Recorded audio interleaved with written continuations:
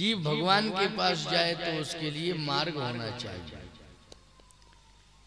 किस मार्ग पर चलकर हम भगवान को प्राप्त कर सकते हैं। आज के प्रसंग में हम लोग सुने और बहुत ही श्रद्धा पूर्वक सुने। थोड़ा आज विलंब हुआ है, 1 घंटे सवा घंटे विलंब चल रहा है ना, लेकिन कुछ तो आप लोग भी विलंब से आए। हाँ, मेरा इसमें कहीं कोई ज्यादा दोष नहीं है, विलंब से श्रोता आए हैं, है ना। तो मुझे तो मैंने 2 बार वकील साहब से कहा कि वकील साहब चलें चलें, तो वकील साहब तो बहुत होशियार हैं। उन्होंने कहा महाराज जी थोड़ा सा रेस्ट कर लीजिए आप थोड़ा सा आप रेस्ट कर लीजिए, आपको रेस्ट मिल जाएगा। हम समझ गए कि श्रोताओं का इंतजार करना पड़ रहा है, लेकिन श्रोता जितने भी बैठे हैं वो एक श्रोता 500 श्रोताओं की काबिलियत लिए बैठा है। एक श्रोता, अब गणना कर लो कितने श्रोता बैठे हैं। 500 श्रोताओं की काबिलियत लिए बैठा है एक श्रोता। इसलिए जितने भी श्रोता बैठे हैं वो वास्तव में श्रोता हैं, जिज्ञासु हैं, वो कथा सुनने के बहुत बड़े प्रेमी हैं और मर्मज्ञ भी। इसलिए मैं ये नहीं कहूंगा कि श्रोता पहले दिन कम आए। पहले दिन के श्रोता महत्वपूर्ण होते हैं। मैं कहता हूं एक कैलाश वो है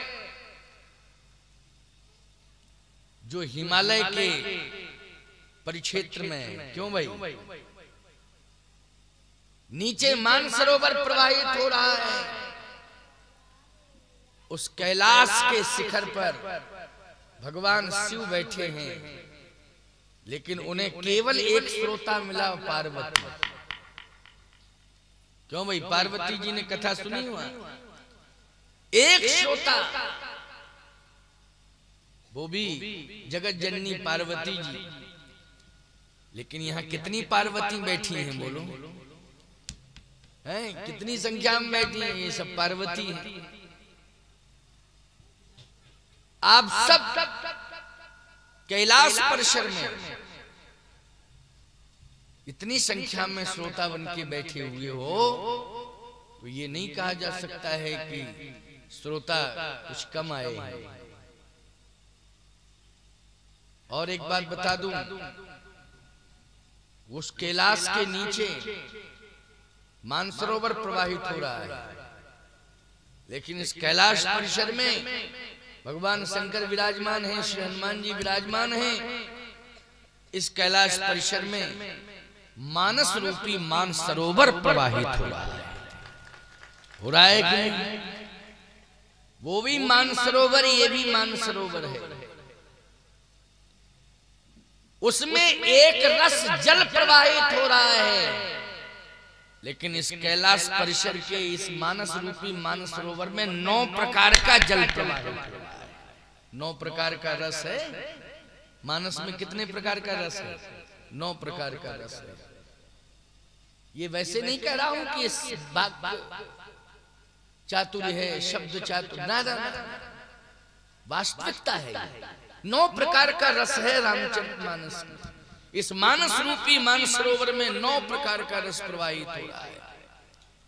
और एक अद्भुत बात सुना दें आपको,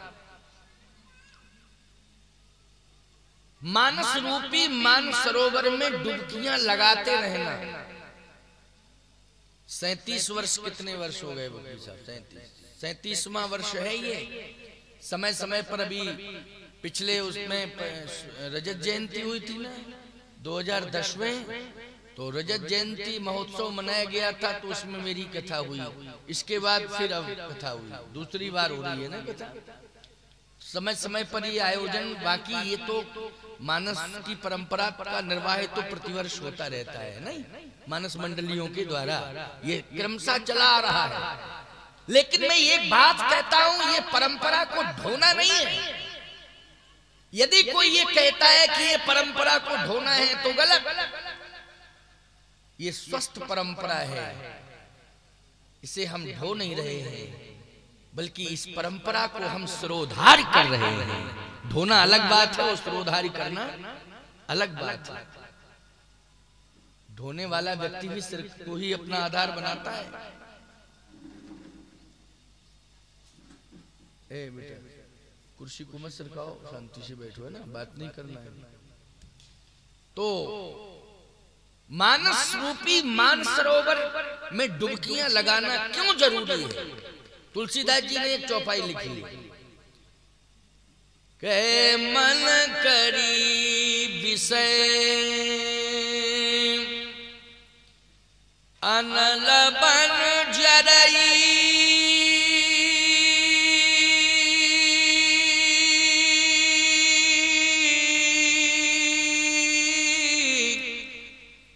और हो ये सुखी जो यही सर परई। मन कर विषय अनल बन जरई। संसार में ऐसा कौन प्राणी है जिसका मन मतंग नहीं है? कौन ऐसा प्राणी है? कबीर दास जैसे महापुरुष ने कहा है, मन मतंग माने नहीं। ये मन मतंग है, मन हाथी है। तुलसीदास जी बोले मन करी, करी मानी भी हाथी, मतंग मानी भी हाथी। गणनायक करीवर बदन, करी मानी भी हाथी होता है और मतंग मानी भी हाथी होता है। इसका मतलब ये है कि संसार में जितने भी प्राणी हैं उन सब का मन क्या है? मतंग है, हाथी है। आप कहोगे महाराज मन की उपमा हाथी से क्यों दी? मन की उपमा हंस से क्यों नहीं दी? पक्षी से दे देते। हंस, हाथी, वैसे हाथी पूज्य होता है कि नहीं? पशु संस्कृति में सबसे ज्यादा प्रतिष्ठा प्राप्त करता है, सबसे ज्यादा सम्मान का अधिकारी कौन है? हाथी है। क्यों भैया, है कि नहीं? और गाय को तो हम पशु मानते नहीं, वो तो माता है, उसको हम कहाँ पशु कहेंगे। लेकिन पशु संस्कृति में हाथी जन्म लेता है तो वो सबसे ज्यादा सम्मान प्राप्त करता है। लेकिन सावधान, हाथी यदि गांव में सम्मान लेने के लिए आ जाए अथवा महावती उसे गांव में प्रवेश दिला दे, महावती देखो, हाथी अपनी इच्छा से गांव में घुसता नहीं है, सही बात तो ये है। आप चाहे गांव भर के लोग आरतियां उतारो उसकी, लेकिन हाथी की इच्छा नहीं रहती है कि वो गांव में घुसे। लेकिन महावती के अंकुश के कारण, क्यों भाई? अच्छा एक बात बताओ, वो गांव की गलियों में आरती उतरवाने के लिए घूमता है कि महावती के अंकुश के कारण घूमता? बोलो भाई। हाथी को गांव में अच्छा नहीं लगता है, गलियों में अच्छा नहीं लगता है, उसको तो जंगल में अच्छा लगता है। गांव में तो भूखों मरता है हाथी। कितने वृक्ष खिला दोगे हाथी को, फिर भी भूखा का भूखा। गांव में होंगे कितने? जितने वन में वृक्ष हैं, क्या उतने गांव में वृक्ष हो सकते हैं? भूखा रहता है हाथी, कभी तृप्त नहीं होता है हाथी। हाथी जब भी उसकी प्यास बुझती है, तृप्त होता है, वो जंगल में ही होता है कि नहीं? इस बात को मान रहे हो कि नहीं? भूखा व्यक्ति हो, जैसे मान लीजिए हम तुम्हारे यहाँ आए, वकील साहब बुरा मत मानना, नहीं कहने लगो महाराज जी हमारे लिए तो नहीं कह रहे, आपने तो बड़ी अच्छी व्यवस्थाएं की हैं, सब कुछ पहले से एडवांस व्यवस्थित। लेकिन हम किसी के गांव में आए, चलो ऐसा बोले देते हैं, हम किसी के गांव में पहुंचे और भूखे हो और गांव भर आरती उतार रहा। ईमानदारी से बताओ, वो आरती, वो सम्मान अच्छा लगेगा? क्यों भाई, वो अच्छा लगेगा? हाथी को अच्छा लगता है कि गांव आरती उतारता है, उसे सम्मान नहीं चाहिए, क्योंकि वो भूखा है। सम्मान का भूखा नहीं है, वो पेट का भूखा है। और उसकी तृप्ति यदि हो सकती है तो गांव में नहीं हो सकती है, उसकी तृप्ति जंगल में ही हो सकती है। इसलिए उसको सच्चा सुख मिलता है जंगल में। लेकिन मन रूपी हाथी को सच्चा सुख कहां मिलता है भाई? ये तो पशु संस्कृति में जन्म लेने वाले हाथी को सुख मिलता है जंगल में, है नहीं? लेकिन मन रूपी हाथी को भी तो आनंद चाहिए। ये मन रूपी हाथी को आनंद कहां मिलता है? तुलसीदास जी से पूछा जाए। तुलसीदास जी बोले मन रूपी हाथी को भी जंगल में आनंद मिलता है। कहे ये बात क्लियर नहीं हुई। तुलसीदास जी बोले थोड़ा सा अंतर है। क्या? पशु संस्कृति में जन्म लेने वाले हाथी को जंगल में आनंद मिलता है और मन रूपी हाथी को गृहस्थी रूपी जंगल में आनंद मिलता है। बोलो गृहस्थी रूपी जंगल में आनंद लेता है कि नहीं मन रूपी हाथी? तो गृहस्थी क्या जंगल है? अब ये तो रामायण में लिखा है इसलिए बोल रहा हूं। ग्रह कारज नाना जंजाला,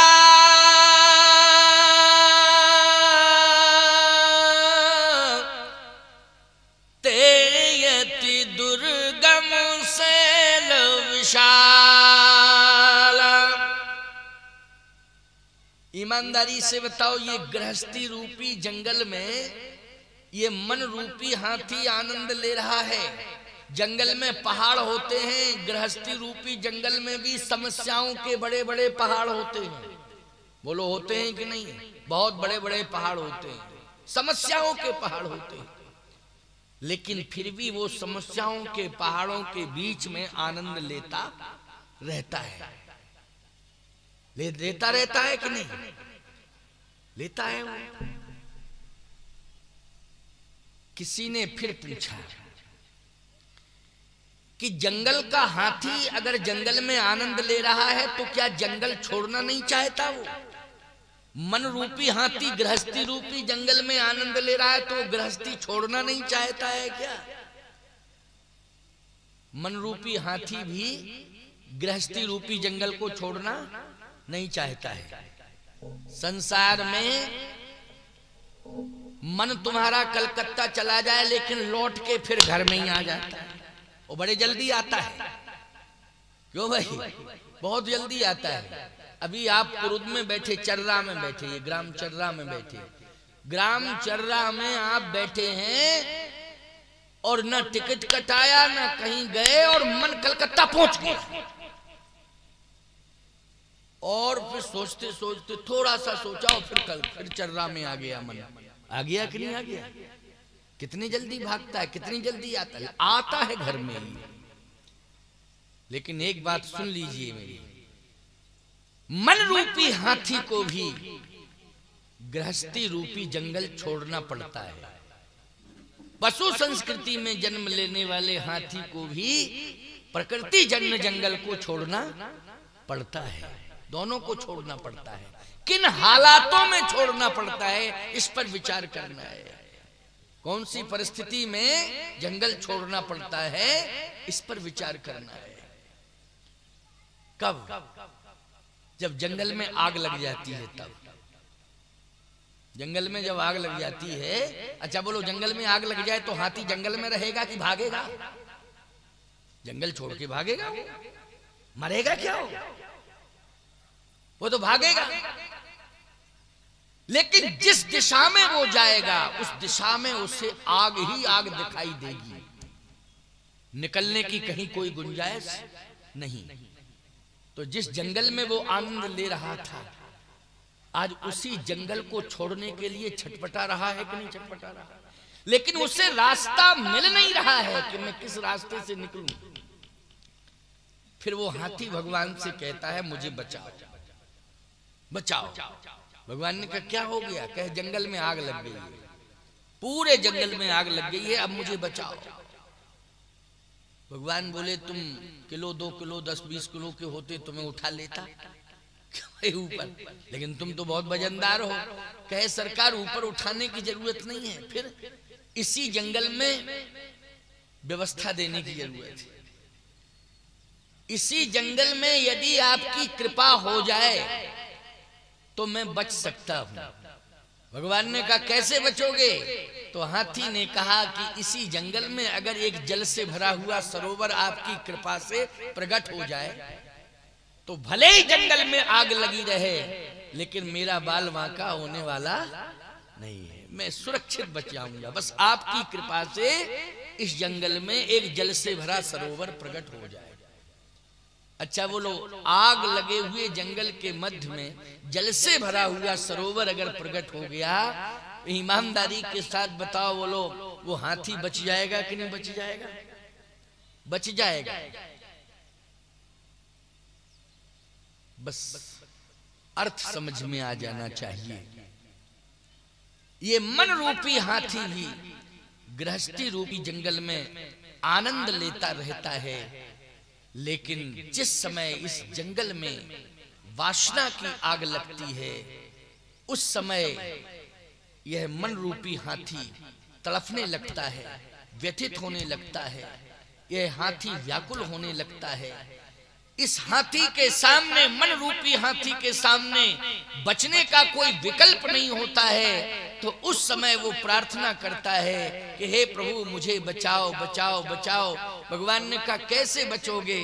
कहा प्रभु आपकी कृपा होगी तभी बच पाऊंगा। तो जैसे जंगल में रहने वाले हाथी को एक जल से भरे हुए सरोवर की आवश्यकता थी, उससे वो बच सकता है और बच भी गया। ठीक इसी प्रकार से समाज के हर प्राणी को यदि मन रूपी हाथी को सुरक्षित करना है, इस मन रूपी हाथी के अस्तित्व को बचाना है, तो मानस का मान सरोवर चाहिए। और ये मानस का मान सरोवर यदि इसे मिल जाएगा तो इसमें वो डुबकियां लगाता रहेगा और अपने अस्तित्व को बचा लेगा।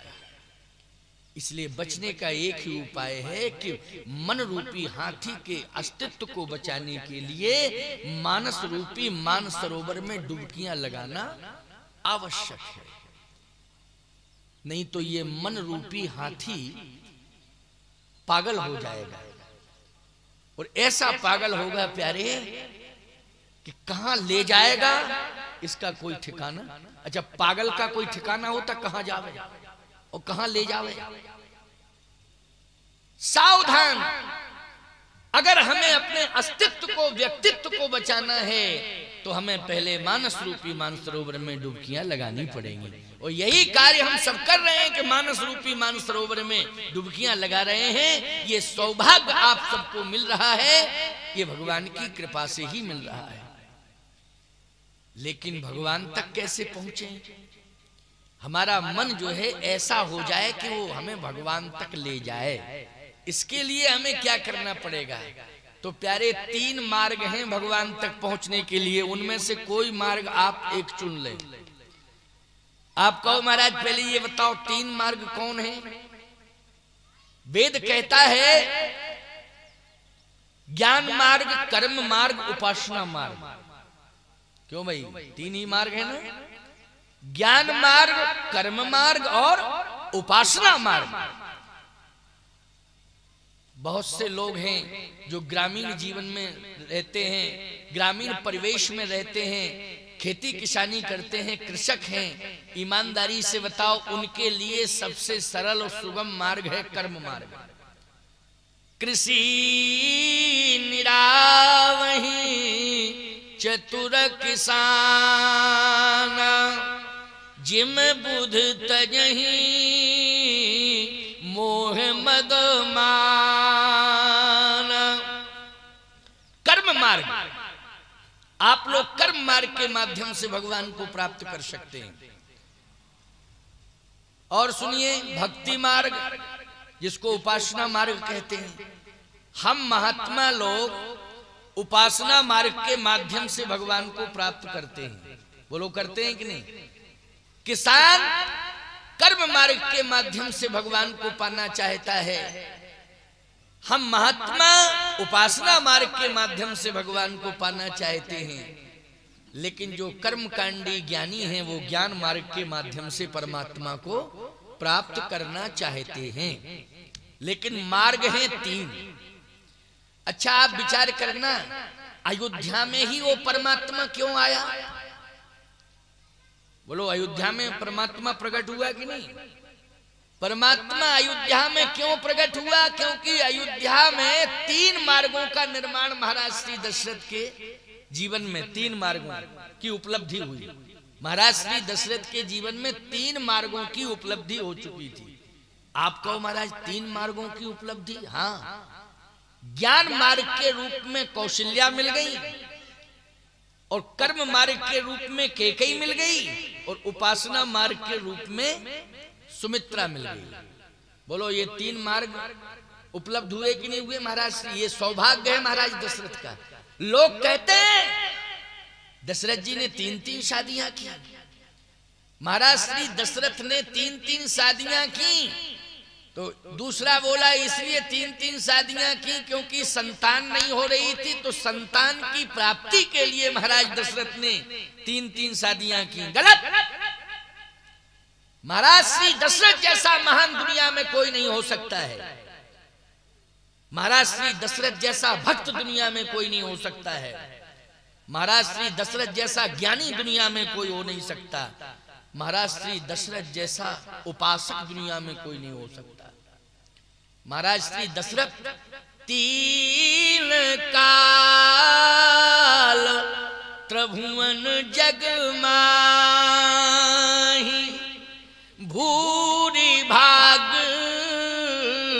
दशरथ समनाही। दशरथ के समान कोई भाग्यवान नहीं। इसलिए 3-3 विवाह नहीं किए हैं महाराज दशरथ ने कि संतान की प्राप्ति हो। फिर महाराज श्री दशरथ ने तो 3 मार्गों का चयन किया है कि किसी न किसी एक मार्ग के माध्यम से भगवान मुझे जरूर मिल जाएंगे, हम भगवान तक पहुंच जाएंगे, या भगवान मेरे पास आ जाएगा। बोलो भाई, या तो हम भगवान तक पहुंच जाएंगे या भगवान मेरे पास आ जाएगा।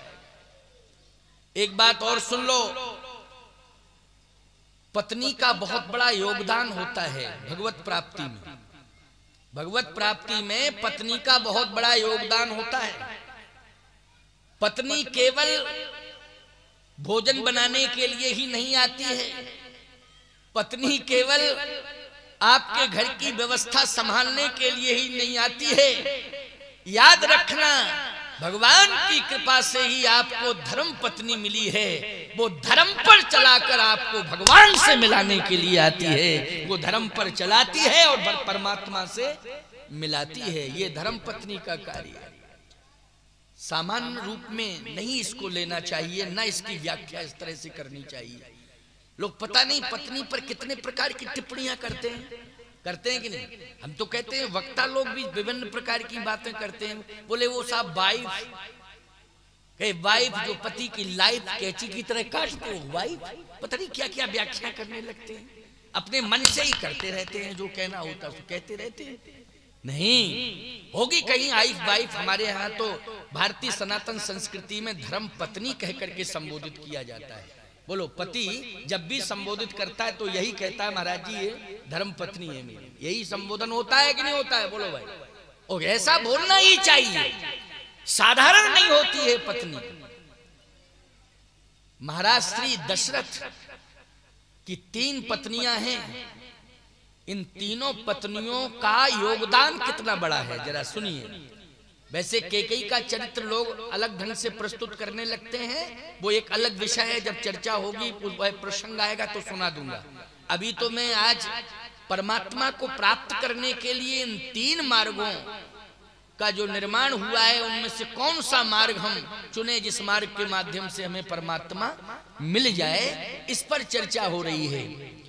तो मैंने बताया ही है कि किसान कर्म मार्ग को चुन ले, महात्मा उपासना मार्ग को चुन ले, और ज्ञानी कर्मकांडी ज्ञान मार्ग को चुन ले। बोलो भाई, क्योंकि अलग अलग विचारधाराएं हैं। भगवती सीता को भक्तों ने भक्ति के रूप में स्वीकार किया, ज्ञानियों ने मुक्ति के रूप में स्वीकार किया, वेदांतियों ने शांति के रूप में स्वीकार किया। भगवती सीता को अलग अलग रूपों में स्वीकार किया है। तो मैं कहना ये चाहता हूं, कान खोल करके सुन लेना मेरी बात को। महाराज श्री दशरथ ने इन 3 महारानियों का वर्ण किया है। ये संतान की प्राप्ति के लिए नहीं, भगवान की प्राप्ति के लिए, भगवान की प्राप्ति। आप कहोगे महाराज एक बात और कह दो जरा ठीक से तो समझ में आ जावे। क्या? कि 60,000 वर्ष की आयु में विश्वामित्र जी, वशिष्ठ जी महाराज के पास महाराज दशरथ पुत्र मांगने गए थे। तो ये रामायण में जो बालकांड में चर्चा आती है कि अगर संतान की प्राप्ति का आशय नहीं है, लक्ष्य नहीं है, तो पुत्र की प्राप्ति के लिए क्यों जा रहे हैं वशिष्ठ जी महाराज के पास?